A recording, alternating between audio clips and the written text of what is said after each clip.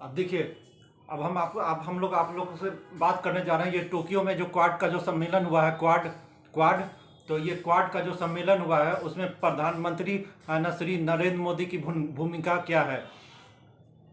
तो ये जो टोक्यो में जो है ना सो महत्वपूर्ण जो अभी क्वाड का सम्मेलन हुआ है उसमें प्रधानमंत्री नरेंद्र मोदी की भूमिका क्या है उसके बारे में हम लोग चर्चा करने जा रहे हैं। तो देखिए, ये जो प्रधानमंत्री नरेंद्र मोदी है उसमें इनकी बहुत ही महत्वपूर्ण भूमिका है। और ये मोदी जी इसमें एक तरह से है ना ग्लोबल लीडर के तौर पर है ना उभरे। ये है ना पूरे विश्व के सबसे महत्वपूर्ण जो नेता है उसके तौर पर इनका उभार हुआ है और इसको मान्यता प्राप्त हुआ है।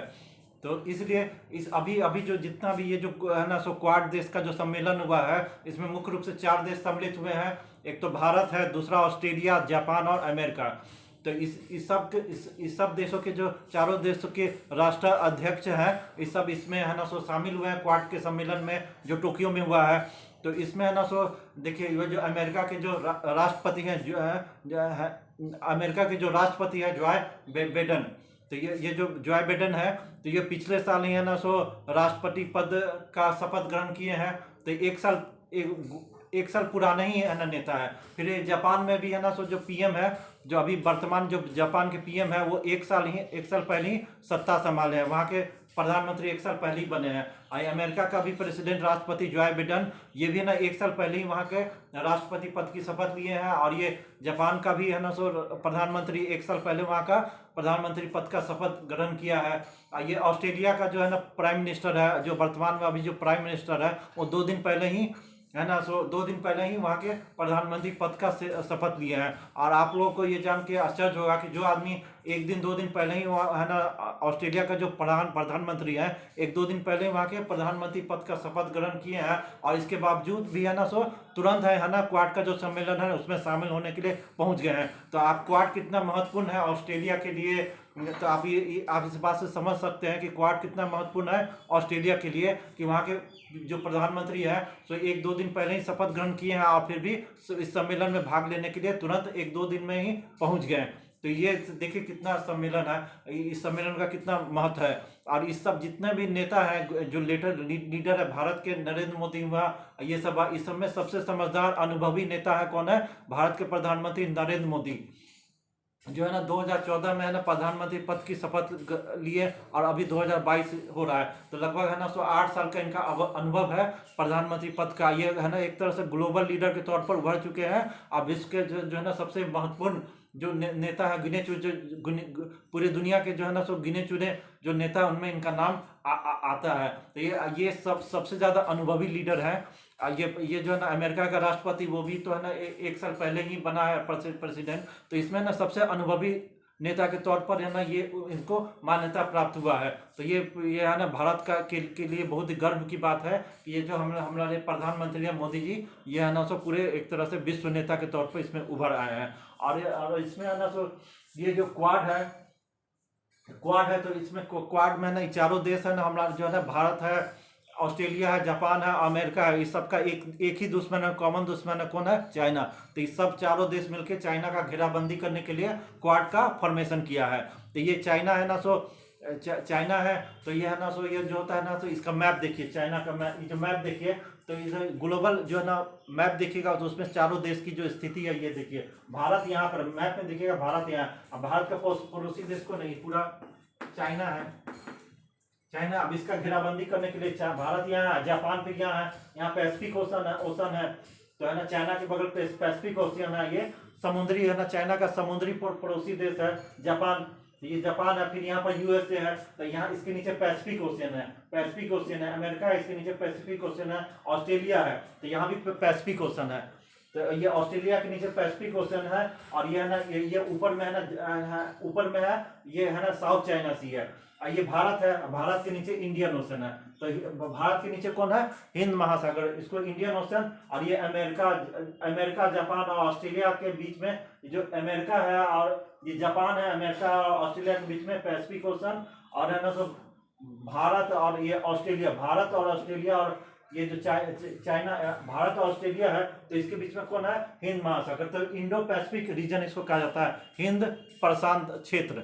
तो हिंद प्रशांत क्षेत्र में ये चारों देश का जब नक्शा एक साथ जोड़िएगा तो ये चतुर्भुज का आकार ले लेता है। चतुर्भुज जो होता है ना, चतुर्भुज का आकार ले लेता है, जिसको अंग्रेजी में ज्योमेट्री में क्वाड्रिलेटरल कहा जाता है। क्वाड्रिलेटरल, तो ये क्वाड्रिलेटरल का फॉर्मेशन करता है। मैप में ये चारों देश अगर आपस में जुड़ जाए तो क्वाड्रिलेटरल यानी चतुर्भुज का फॉर्मेशन करता है, इसीलिए इसका नाम दिया गया क्वाड। तो इसमें सब चारों देश जो भारत है, ऑस्ट्रेलिया है, जापान है और यूएसए, इस सब है ना चीन के विरुद्ध घेराबंदी करने के लिए क्वाड का फॉर्मेशन किया। तो क्या क्या कारण है कि चीन का लोग घेराबंदी किया? तो ये है ना, ये जो जितना हिंद प्रशांत क्षेत्र है, तो इसमें है ना ये है ना ये पूरे दुनिया का है ना समुद्री व्यापार का बहुत बड़ा रास्ता, नेवल है ना, समुद्री व्यापार का एक बड़ा बहुत महत्वपूर्ण ये रास्ता है। अब पूरे दुनिया का 33% है ना समुद्री व्यापार यही है ना पैसिफिक, इंडो हिंद प्रशांत क्षेत्र, इंडो पैसिफिक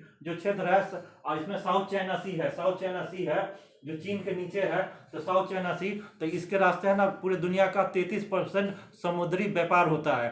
तो ये है ना देखिए कितना महत्वपूर्ण रास्ता है। ये जो चीन है उसके नीचे जो है ना साउथ चाइना सी है, तो इसमें पूरी दुनिया का 33% समुद्री व्यापार होता है, और इस पर पूरा चीन है ना कंट्रोल, एकाधिकार चाहता है। इसी के विरोध में है ना ये जापान, ऑस्ट्रेलिया, यूएसए और इंडिया है ना ये फॉर्मेशन किया है क्वाड का। और है ना ये साउथ चाइना सी में चीन का लगभग है ना 9 देशों से है ना झगड़ा झंझट चल रहा है एकाधिकार के लिए। इसमें वियतनाम है, मलेशिया है, फिलीपींस है, कंबोडिया, ये सब जितना भी देश है इस सब चीन के विरुद्ध में खड़ा हो गया है। और है ना चीन का है ना लगभग 9 देश से इसमें साउथ चाइना सी पर कंट्रोल करने के लिए झगड़ा झंझट विवाद हो गया है। और इसमें ये दुनिया का सबसे बड़ा महत्वपूर्ण ट्रेड रूट है, और इस पर चाइना चाहता है कि एकाधिकार हो जाए। और जो है ना इसको है ना भारत, जापान, ऑस्ट्रेलिया, अमेरिका ये सब ना कतई नहीं इसको बर्दाश्त करने के तैयार में है, इसीलिए क्वाड का फॉर्मेशन हुआ है। और ये चारों देश है ना भारत, जापान, ऑस्ट्रेलिया, अमेरिका ये सब मिलकर अब नेवल एक्सरसाइज कर रहे हैं ना, हिंद प्रशांत क्षेत्र में नेवल एक्सरसाइज कर रहे हैं, ज्वाइंट मिलिट्री एक्सरसाइज, नौसैन्य का अभ्यास कर रहे हैं और नेवल बेस ये सब बना रहे हैं। तो इसको चीन को टक्कर देने के लिए, चीन का विरोध करने के लिए, और जरूरत पड़ने पर नौसेना का प्रयोग किया जाएगा। तो इसमें नौसेना को मजबूत करने के लिए